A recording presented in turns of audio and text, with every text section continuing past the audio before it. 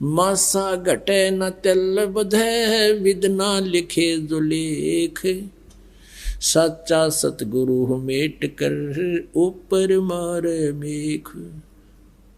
के विधाता ने जो भी आपके भाग्य में जो अंक लिख दिए, पुण्य और पाप, वो आपने सारे भोगने पड़ेंगे।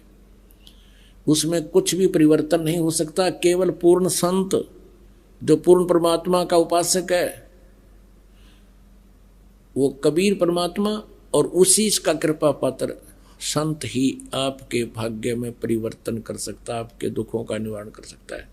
गरीब जम जो राजा से डरे, मिटे कर्म के लेख। अदली असल कबीर हैं ये, कुल के सतगुरु एक। अपने आत्मा, ये 5 दिन का सत्संग इसीलिए किया गया है। एक तो ऐसी दया परमात्मा की कि ये छुट्टियों के दिन, क्योंकि काल के कुल से छूटना भी बड़ा मुश्किल है। आप जी को यहाँ लेकर भी परमेश्वर ही आए हैं। आप परमात्मा की लीला से जब परिचित हो जाओगे बच्चों, आप रोया करोगे रजाई में मुंह दे के, अखे भगवान आप इतने दयालु, हम तो कति नालायक थे। हम तो उस काल के सांग न फाइनल मान रहे थे, या यो कार या कोठी या फैक्ट्री या मेरी 1 मिनट में मृत्यु हो जाती है, फिर कहाँ है ये मेरी। ये आंख खोल दी दाता ना हमारी। जो काल ने हमें मूर्ख बना गया, फंसा रखा है, यहाँ से हिलन नहीं देता। मोह ममता फंसा रहा कि बेटा बेटी पोते पोतियाँ में, कार और कोठियों में। इसको हम सतीथी बोलते हैं, ये पौराणिक। और यह ड्यूटी भगवान विष्णु की है, सतोगुण की। और जो हम संतान उत्पत्ति करते हैं या ठाठ बाट इकट्ठा करना चाहते हैं, ये करवा रहा है रजगुण ब्रह्मा जी। ये ब्रह्मा जी की ड्यूटी है। और हमें यह संहार कर रहा है, ये शंकर जी की ड्यूटी है। ये तीनों काल के पुत्र हैं, और काल हमें 1 लाख को डेली खा रहा है। अपने आत्मा ये ज्ञान समझ में होगा जब आप देखना है। यहाँ आपको लेकर भी परमात्मा आए हैं, आपकी जमानत करवाते हैं इस काल से। जैसे जेल से जमानत आते हैं, जिनकी कैद हो जाती है, उनको जमानत पर और एक विशेष एविडेंस पर छोड़ा जाता है। उसके जमानतियाँ के वो ली जाती है गारंटी, तब उनको छोड़ा जाता है। तो आपकी जमानत लेते हैं परमात्मा के, 3 दिन छोड़ दे, 4 दिन छोड़ दे, 2 दिन की दे दे जमानत, फिर वापस आ जाएंगे तेरी जेल में। तो पुण्यात्माओं, ये काल की जेल है। एक पुन्नी एक पापी आया, एक है सूम दलेल वे। एक पुन्नी एक पापी आया, एक है सूम दलेल रे। गरीबदास सतपुरुष भजन बिन, सब ही यम की जेल रे। ओए होए।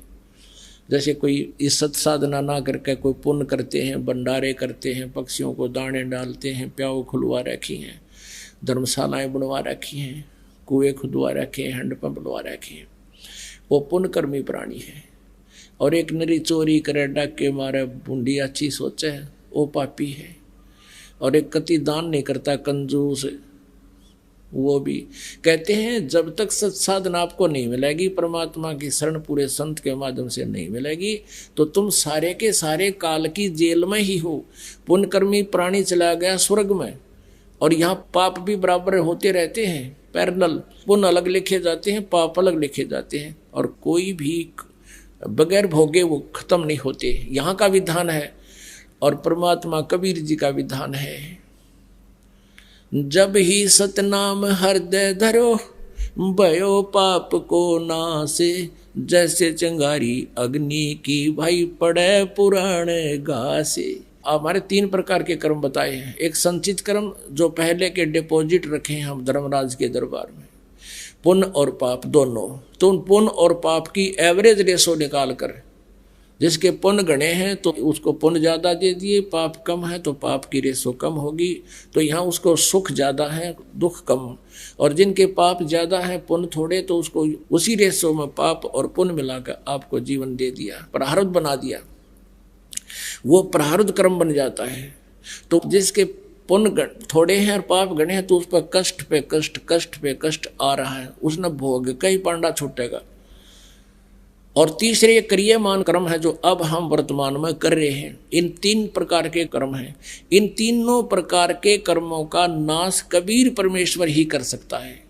अब संचित कर्मों के बारे में परमात्मा क्या कहते हैं और इन सभी पापों के बारे में कि जब ही सतनाम, ये सच्चा नाम हृदय में धराई। सतनाम कोई जाप नहीं है, ये 2 अक्षर का जाप है जो आपको दिया जाता है, जिसमें एक ओम मंत्र है। जब ही सतनाम हृदय धरो भयो पाप को नाश, और मानो चिंगारी अग्नि की, भाई पड़े पुराने घास।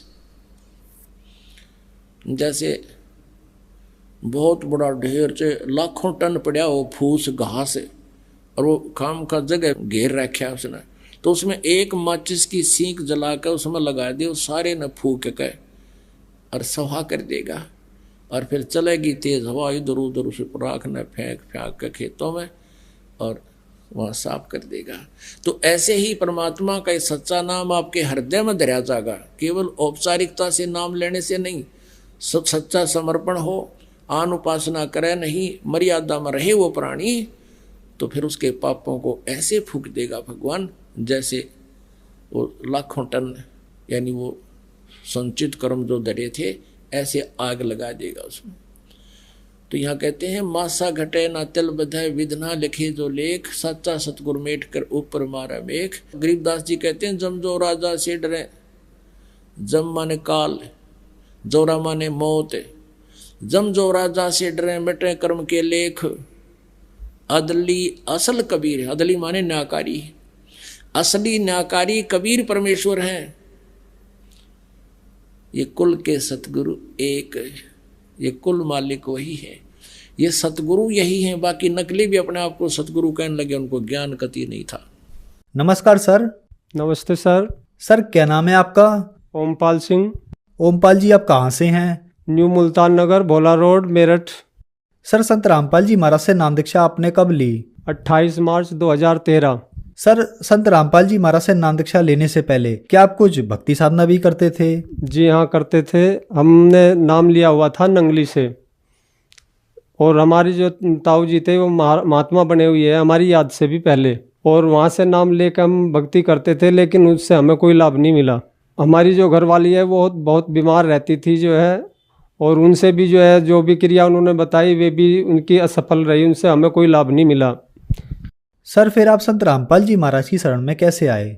हमने संत रामपाल जी महाराज जी का सत्संग देखा, और सत्संग में जो इंटरव्यू दे रहे भगत थे उनकी हमने वार्ता सुनी, और उस वार्ता के अनुसार जो हमारी पोजीशन थी वही पोजीशन हमारी थी जो उन भक्तों की थी, और हम बहुत बाधा से बहुत परेशान थे, और इसी वजह से हम संत रामपाल जी महाराज जी की शरण में गए और नाम दीक्षा लिए हमने। सर संत रामपाल जी महाराज से नाम दीक्षा लेने के बाद आपको क्या लाभ प्राप्त हुए? जी हाँ, हमें लाभ प्राप्त हुए, बहुत लाभ प्राप्त हुए। संत रामपाल जी महाराज जी से दीक्षा लेने के बाद में जो है जितना हम गए थे उतना ट्रेन में हम जींद से पहले गाड़ी ट्रेन रुकी थी, उस ट्रेन में से उतर के हमने एक बीड़ी मांग के पी थी, जबकि मैं बहुत बीड़ी पीता था, तम्बाकू भी इस्तेमाल करता था, और कई बीड़ी भी लेटरिन में बैठा हुआ भी जलाता रहता था जो है। तो हमने वो बीड़ी जैसे ही उनसे लेके पी है तो उस बीड़ी ने हमारा ऊपर का हिस्सा जो है सुन्न कर दिया, और हमारे पैर ऐसे लड़खड़ावे लगे जैसे हमने कोई दारू पी ली हो जो है। और हमें ये महसूस हुआ कि आज के बाद में हमें शायद ये बीड़ी भी सूट नहीं होगी जो है, आज के बाद में हम भी इस बीड़ी को हाथ भी नहीं लगाएंगे जो है, संत रामपाल जी की कृपा से जो है।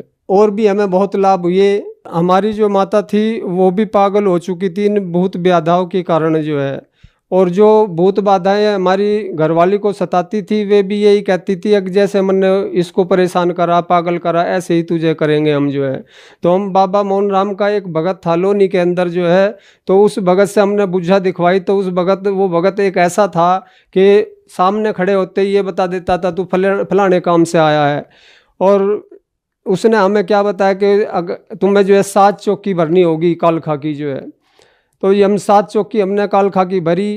पहली चौकी पे ही कालखा ने जो है हमारे घरवाली को दर्शन दिए और उसको बुखार चढ़ा दिया जो है, जबकि हमें ये भी नहीं पता था कि आज 7 है। और तब हमें पता लगा, कैलेंडर में हमने देखा कि आज 7 है, तो हम समझ गए कि हाँ भाई आज हमें कालखा जी जाना है। तो इसी तरीके से हमने 7 चौकी कालखा की भरी, और उसके एक हाथ में दर्द ख़त्म नहीं हुआ जो है, और उसके बाद जो है हम उस भगत के पास में गए। जब 7 चौकी पूरी होगी तो उसकी वही पोजीशन फिर दोबारा होनी चालू होगी। हमने उस भगत से कहा कि भाई भगत जी एक बात बताओ, जब यूँ आपने जो क्रिया हमें बताई थी हमने वो की, लेकिन इससे हमें फिर भी आगे वही इसकी पोजीशन होती जा रही है। तो उन्होंने कहा कि भाई इसके लिए तो भाई थारा जो बाबा है वो भगत है, श्याणा भगत है, और वो गड़बड़ कर रहा है। तो हमने उससे कहा क्या वो श्याणा भगत जो हमारा बाबा है, क्या वो खोली वाले से बड़ा भगत हो गया? जो तुम जिसकी आप साधना बता रहे हो, पूजा बता रहे हो, क्या उससे बड़ा भगत हो गया? तो उसने एक हार के हमें एक ही जवाब दिया कि भाई एक को एक रखा है जो है। तो हमें जवाब ये मिल गया कि भाई इसके दौरे भी उसका कोई उपचार नहीं है जो है। लेकिन हम फिर भी वहाँ से चले गए और भक्तों दौरे हम गए, बालाजी गए, फिर बालाजी में भी कई दिन वहाँ रहे। वहाँ पर इतराज पे भी उन्होंने जो भी क्रियाएं थी, ऊपर को लड्डू फेंकना, जो क्रियाएं इन्होंने बताई हमने वो सारी करी, लेकिन वहाँ भी हमें निराशा मिली जो है। फिर हमने एक दिन संत रामपाल जी का जब सत्संग सुना, और सत्संग में सब ये जो आप बीती हमारे पे पड़ी हुई थी वो सब हमने सुनी, तो हमारी जो है आस की किरण वहाँ जगी कि हाँ शायद हमारा यहाँ उपचार हो सके जो है। तो हमने जी साधना चैनल से फ़ोन नंबर नोट करे और फिर हम वहाँ से निकल पड़े जो है। उन फ़ोनों पर कांटेक्ट करते गए जो है, और तब हम जाकर सतलोक आश्रम बरवाला में हमने नाम दीक्षा ली जो है संत रामपाल जी महाराज जी से जो है। हमारे जो घरवाली है, जब हमने वहाँ से नाम दीक्षा ली और संत रामपाल जी का पंजा हमारी घरवाली के सिर पर रखा गया जो है, और फिर धीरे धीरे जो है वो जो स्वेलिंग थी उसके शरीर पर पूरी की पूरी जो है वो समाप्त होगी जो है। जो उसकी 20-21 वर्ष की जो भूत व्याधा की जो परेशानी थी वो सारी समाप्त हो गई संत रामपाल जी महाराज जी की कृपा से जो है।